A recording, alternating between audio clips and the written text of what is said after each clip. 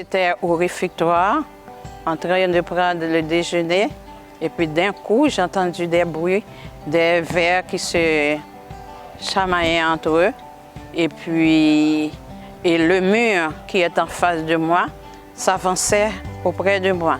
Il y a une idée qui m'a dit de ne pas me lever, rester là parce que ce serait pire.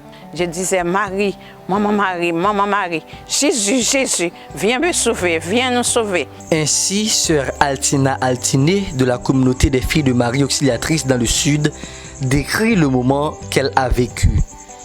En quelques secondes, la terre a tremblé et a tout basculé.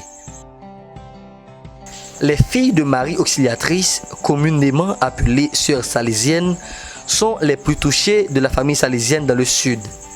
Les dégâts sont catastrophiques. Tous les espaces de cours où les élèves pourront jouer, où les élèves ont l'habitude de jouer, tout c'est en ébullition, si nous pouvons dire. Nous avons l'auditorium, c'est là que généralement nous avons la pastorale, proprement dite. C'est là aussi que nous célébrons les messes, non seulement avec nos autres les sœurs, avec les élèves, mais avec tous les gens du quartier. C'est là qu'ils ont l'habitude de venir. Nous avons l'espace que nous appelons restaurant, c'est là que les élèves généralement préparent leur training, leurs activités pour leur apprentissage. C'est là aussi, c'est complètement dévasté, si nous pouvons dire. La maison des sœurs, nous y allons, nous entrons dans la résidence, mais vraiment avec une peur bleue parce que tout autour, c'est fendu, le sol. On se demande si la maison ne va pas nous ensevelir. Mais l'essentiel, c'est que le bon Dieu nous a donné la vie, mais les espaces n'existent presque plus. C'est à refaire. Une visite guidée avec les responsables de l'œuvre va nous permettre de mieux évaluer les dégâts.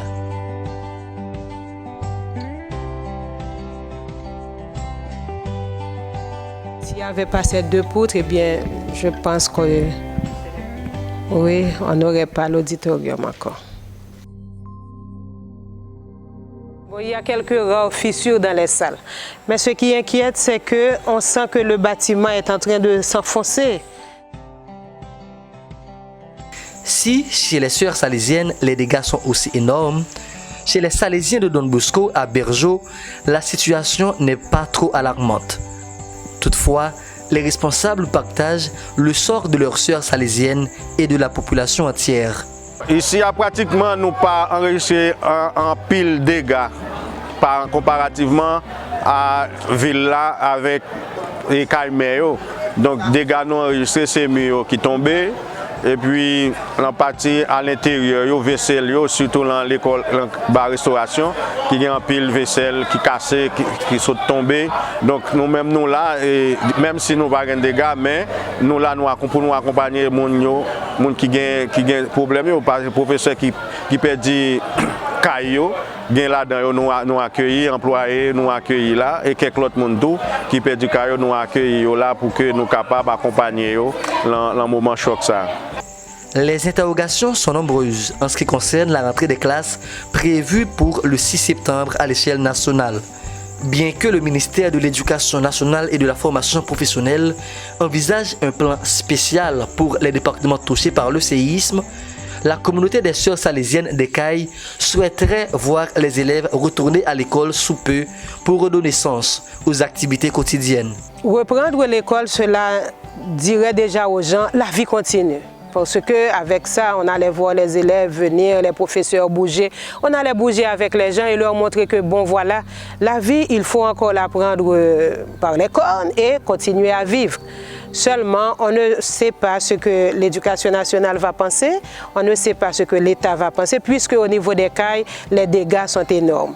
Il faut souligner que la communauté de la famille salésienne dans le Sud œuvre dans différents domaines. Ne pas reprendre les activités à temps serait un coup dur pour toute la communauté sudiste.